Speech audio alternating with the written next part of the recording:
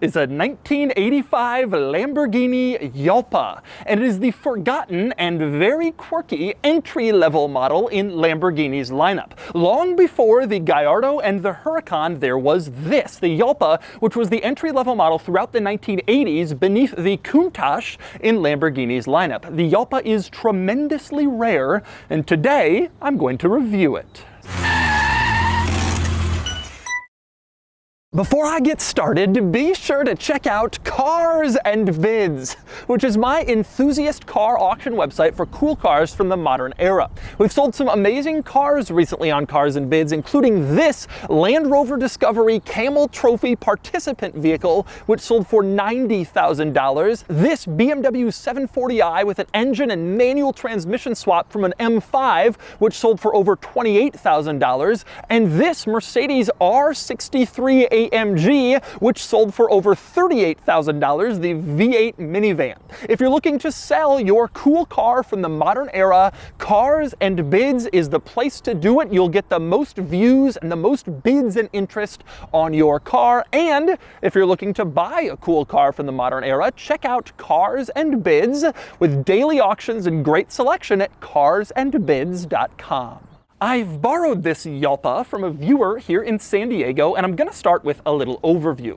A lot of younger Lamborghini fans think that the Gallardo was the original entry-level Lamborghini, but that's not true. Lambo tried its hand with some entry-level cheaper models earlier in its history. There was the Urraco throughout the 1970s, and this, the Jalpa, was the entry model in the 1980s. The Jalpa debuted in 1981, and it had a 3.5-liter V8 that made about 250 horsepower. This was technically a rival to the Ferrari 308, but the Jalpa was far more powerful. However, Lamborghini didn't have anywhere near the brand presence of Ferrari at the time this car was on sale, and Lambo only managed to sell about 400 Jalpas over a decade throughout the whole 1980s before this car was canceled after 1988. And today I'm going to review the Jalpa, a very special, very rare old school Lamborghini. First, I'll take you on a tour of this and show you all of its interesting quirks and features. Then I'm going to get it out on the road and drive it, and then I'll give it a Doug score.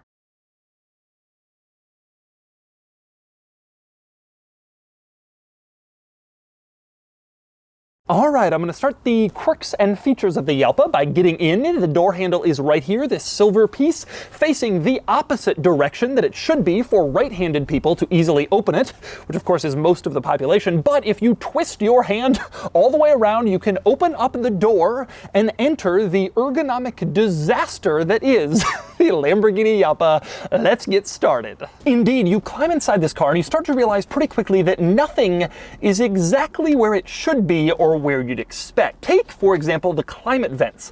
There are two of them, only two, and they're right in the center, kind of near your legs. That's it. Those are the only climate vents for this interior, except there are climate vents for the windshield defogger, and there are three of those mounted in the normal spot on the top of the dashboard. So the windshield has three climate vents, but the actual passengers only get two vents, and they're located very low in the interior. Okay. And things get quirkier and more nonsensical from there. You have two levers to the left of the climate vents. The lower one is for heat. You can lift that up and that gives you heat. No air conditioning in this spot. We'll come back to that. Above that, you have the defroster. If you move that up, that, I guess, will send the air to the vents on the dashboard so that it can defrost or defog the windshield. Okay, that makes sense, but what about the other climate controls? Ah, yes. They are scattered all throughout this interior in random places. For instance, the control for the air conditioning is on the dashboard right here. You twist it, and then you can turn on the air conditioning, and you can see the notations for what this dial does are printed to the right of this knob, except they're printed too far over by accident, and so they almost fall off this leather panel, and they got caught up in the stitching because Lamborghini didn't think that through. As for the fan speed, that is also on the dashboard, but this time over by the steering wheel behind the windshield wiper stalk on the other side of the radio. You twist that, and then you can raise or lower the fan speed, like in a lot of different vehicles. So we're having some interesting placement of climate controls, and this trend continues menus, in the center control stack, you can see 2 buttons also for fan speed, an upper one and a lower one to raise or lower the fan speed. So what does that dial do that I just showed you? You got fan speed buttons and a fan speed dial, and they're separate. Some are buttons in the middle, one is a dial behind the steering wheel. They seem to have the same function. So what is going on there? And, as if that wasn't weird enough, to the left of the steering wheel you have another button with a fan on it. I have no idea what this does. I'm not even gonna touch this one. There are all sorts of fan and climate buttons all throughout this interior, laid out with approximately the same logic as airplane crash debris. You have some buttons in the center, some are dials on either side of the radio, some are next to the vents. They just kind of threw them where they had space, and none are really consistent. But the climate controls are nowhere near the most nonsensical thing in this interior. There are so many others to cover. Let's go back for a second to that windshield wiper stock. If you look closely, you can see this stock doesn't actually come off the steering column. Instead, it comes out of the dashboard, which is unusual. You don't see a lot of stocks coming out the dashboard. They're normally coming off the steering column, but Lambo didn't do that here. Now, I think that's because the ignition switch took up all the space where the wiper stock would normally be, but Lambo was already making this wiper stock for other models, so they figured, let's just stick it in the dashboard, and that's what they did. A very strange decision. Now, the turn signal stock on the other side is coming out of the steering column just like normal, and it contains the horn. You press the end of the turn signal stock, and that activates the horn, which was actually somewhat common in older cars. What wasn't common is how the horn sounds, which is insane. Take a listen. Ah, the nice musical note horn, singing you a song instead of telling you to get out of the way. But we are nowhere near finished with the bizarre decisions in the Lamborghini Jalpa interior. Let's go back to the center control stack. These buttons, you can see 8 separate buttons in here. Interestingly, this is where the headlights are located, right in the middle. Over on the left, you have the headlights and the parking lights. Over on the right, you have the fog lights, front and rear. In the middle left, you have the hazard lights and the light dimmer switch. And then you have the climate control fan controls. So 8 different buttons, 6 are lighting related, and then 2 are randomly placed climate control buttons. Very smart thinking. Also randomly placed in here is the warning that says unleaded fuel only. That's important information, but I'm not sure why it's here. Most cars had that next to the fuel door where it made a lot of sense, rather than right in the center of the interior where you probably won't remember it when you're filling up with fuel outside the car, but Lambo decided to do that. Lambo also decided to stick the clock here, and you can see it's this kind of chintzy looking 80s digital clock. Nothing particularly special for a Lamborghini like you might expect. Sorry. But there is another clock below this clock in the radio controls, and you can see the times do not even come close to matching. And I strongly suspect that even if you adjusted the clock so that the times did match, it wouldn't be long before they figured out some way to get off sync again. It's just the Lambo way. Now, for proof of that Lambo way and the rather questionable quality of which they did things, take a look at the tachometer, which is currently reading around 2,000 RPM, which seems like a fairly accurate and acceptable reading for a tachometer if it wasn't for the fact that the car is off. Completely off. And yet, the engine is doing 2,000 RPM according to the tachometer. Fine Italian craftsmanship. But anyway, even with all the strange Lamborghini decisions in this interior, they did get one thing right: the window switches. This car has power windows, which is pretty nice for its time, and the switches are right in the middle where you'd expect them, and they operate exactly how you'd expect. You press them down and the windows go down. You press them up and the windows go back up, except that they don't really. Instead, they take forever to go back up. Have a look.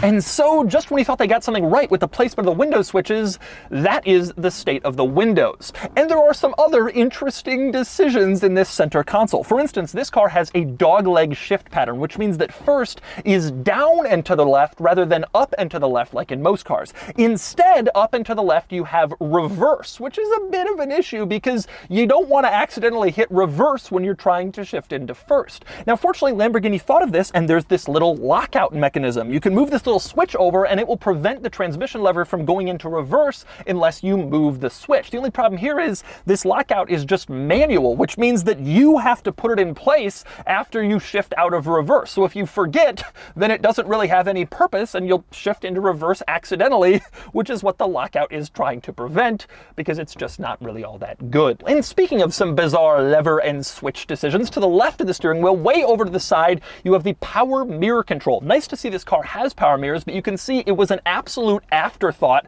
This control doesn't look like any other switch or button in the car, and they just tacked it on there at the very end, probably to make this car seem just a little bit more appealing with power mirrors. It just doesn't belong. Same deal with the odometer reset switch, which is this. This little button next to the odometer resets the trip odometer, and again, total afterthought. It is the only silver control in this entire car, but they stuck it in there and it's silver and it's unlabeled. You just have to know. It's almost like they forgot to add a trip odometer reset, and so they stuck that in at the last minute from whichever supplier they could find. Oh, it's silver, doesn't matter. Just put it in and make it work. Anyway, next up we move on to the glove box. Now you're supposed to open the glove box right down here. There's a little lever that you move and then it opens. Unfortunately, the lever has broken off, but you can still kind of do it. You move it over to the side and this is how the glove box opens. It's bottom hinged and it comes toward you and then you're in the glove box. And this is what the glove box looks like of a Lamborghini Jalpa. Other interesting things on the passenger side, in the footwell you can see there's a little spot where a fire extinguisher could be strapped in, which is probably a good thing. Italian car from this era, you really want to be carrying a fire extinguisher with you at all times. And actually I'd feel a little better if there was one in there right now. Unfortunately there's not. Also in the passenger footwell you can see this piece. This is supposed to be a footrest for the passengers. Not quite sure why it was necessary, but Lamborghini put it in a lot of its models from this era so the passengers could place their feet on that footrest, I guess, instead of the carpeting in front of it. Seems strange. Now, with all this said, all these bad, crazy, nonsensical decisions in this interior, a complete disaster, there is one ergonomic thing that I really like in here, and that would be the door closer. The place where you insert your hand to close the door is in this little pouch. You stick your hand in here and close it, and that way the ugly door closer isn't just like sitting there obvious at all times. It's kind of hidden and out of place, and it perfectly mimics exactly where you'd want to stick your hand, the motion you'd want to do in order to close the door. That is pretty nice. By the way, one other item worth noting in this interior, behind the seats, you can see there's actually decent room back here. That's because that's where you're supposed to put the roof. The roof of this car comes off. It's a Targa top car. And you take the roof off and you can put it behind the seats, and there are some straps that hold it in place, and then you can drive with the roof off and you don't have to leave it behind wherever you go. That way, if it starts raining, you have the roof with you, you can just throw it back on. Now, I'm not going to remove the roof because this car has been in storage for a long time, and I'm not sure if the roof has been off for like 2 decades, and I don't want to screw anything up, but I do want to talk about the engine. Now, the Jalpa was a mid-engined supercar, and to get back here to the engine, you pull on this little latch in the driver's side door jamb, you pull it up, that unlatches the engine cover, you lift it off, and this is the situation you're faced with. A 3.5 liter V8 in this car that makes about 250 horsepower. That doesn't seem like much by modern standards, but its rival at the time, the Ferrari 308, Ferrari's entry-level model, only had like 215 or 220 horsepower, so this was a muscle car by comparison. You would think that would have translated to far better sales, but the problem at the time was Lamborghini just wasn't as well known as Ferrari. Their company's future was in jeopardy perpetually throughout the 70s, 80s, and 90s. They didn't have a big dealership network, and so Lambo just didn't sell that many of these, even though they technically had the power advantage over the 308. And next up, the strange decisions with this car just keep coming. The Jalpa, obviously a mid-engine car, and most mid-engine cars have their cargo area in the front, but not the Jalpa. Instead, it was in the back. You could open up the little trunk compartment back here with the key, and then you had your cargo area sharing the rear of the car with the engine. Now, the trunk lid itself doesn't stay up with like a hydraulic or a prop. Instead, you kind of got it into its top position and just sort of kept it up with hopes and prayers.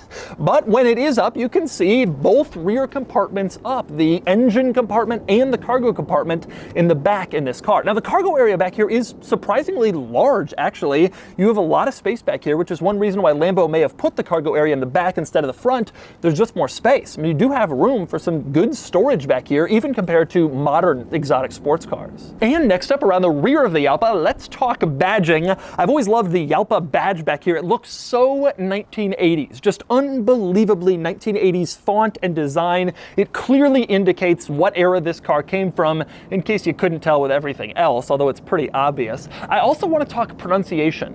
Jalpa, Jalpa. That is the more correct way to say it. It is not Jalpa. Technically, it's a Spanish word, so I guess it should be like Jalpa or Jalpa, but it is not Jalpa. Most people mispronounce that because most people have never seen one of these or heard one described, but the technical correct way to say it is Jalpa or Jalpa, like the name Juan.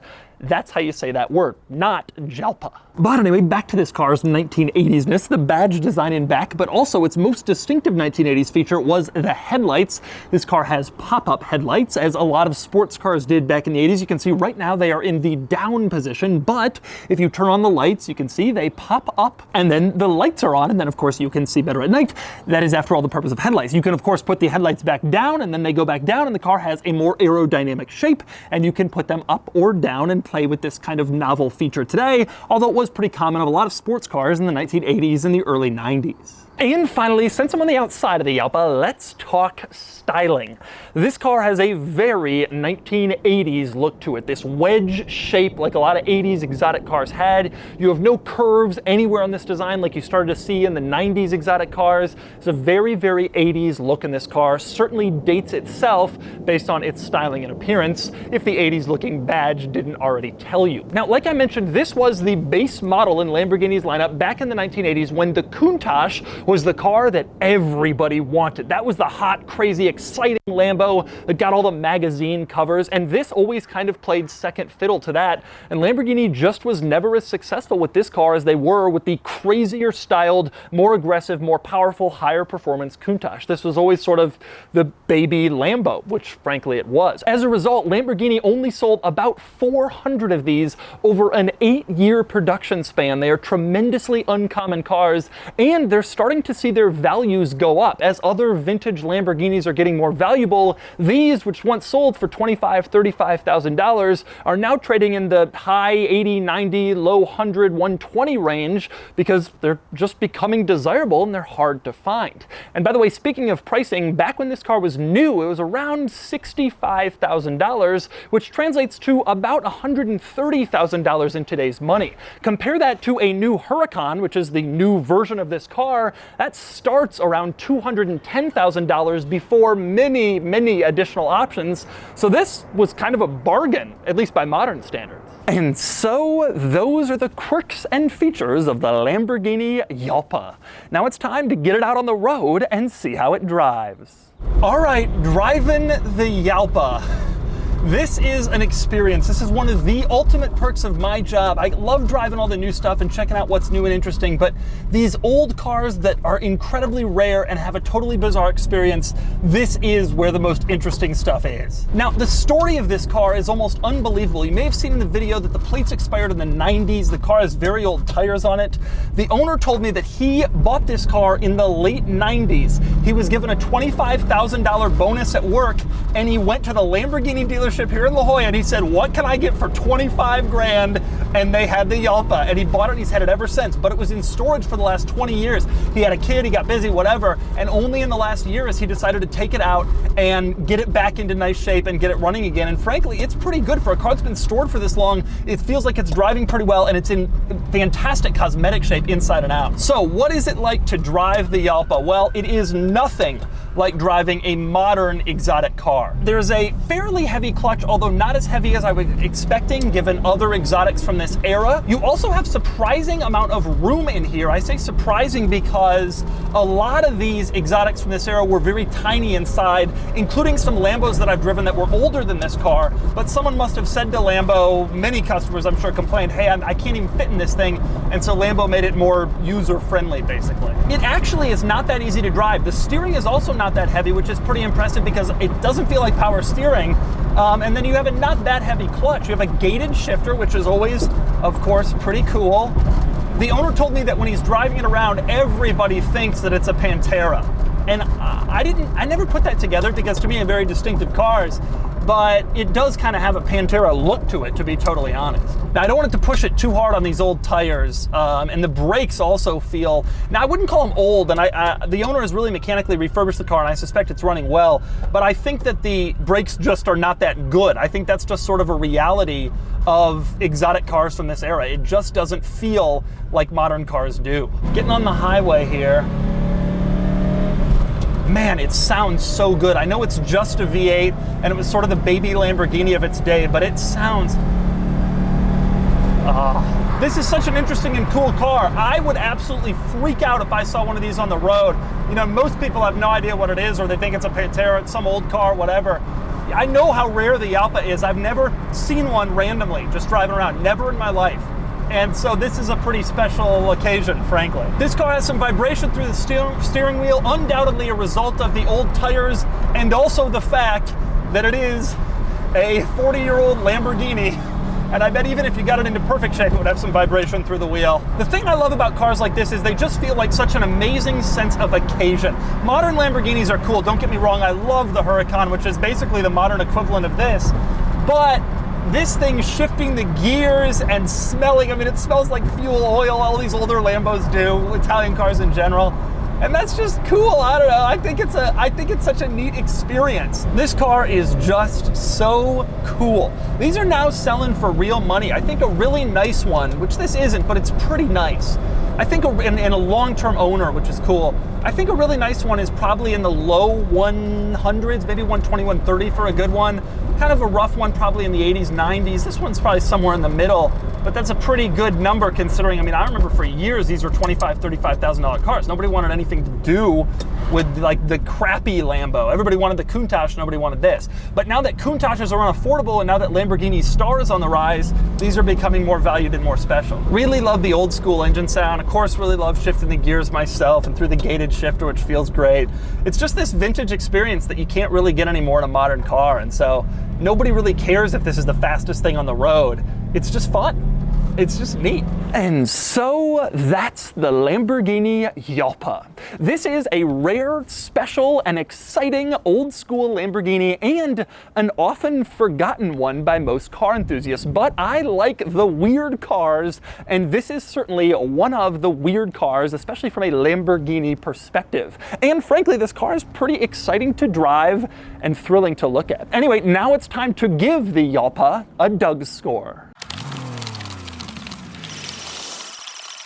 Starting with the weekend categories and styling, the Jalpa isn't beautiful, but it's cool looking for sure, and it gets a 6 out of 10. Acceleration 0 to 60 is in the low 6-second range, and it gets a 3 out of 10. Handling is average. I'm sure at the time it was considered fantastic, but these days, with some age and many years of improvements in other cars, it only gets a 5 out of 10. Fun factor is high, though, given the sound and the sheer experience of driving an Italian exotic sports car, and it gets a 7 out of 10. Finally, cool factor. It's very cool. These are highly rare and very special. It would certainly draw my attention at Cars and Coffee, and it gets a 7 out of 10 for a total weekend score of 28 out of 50.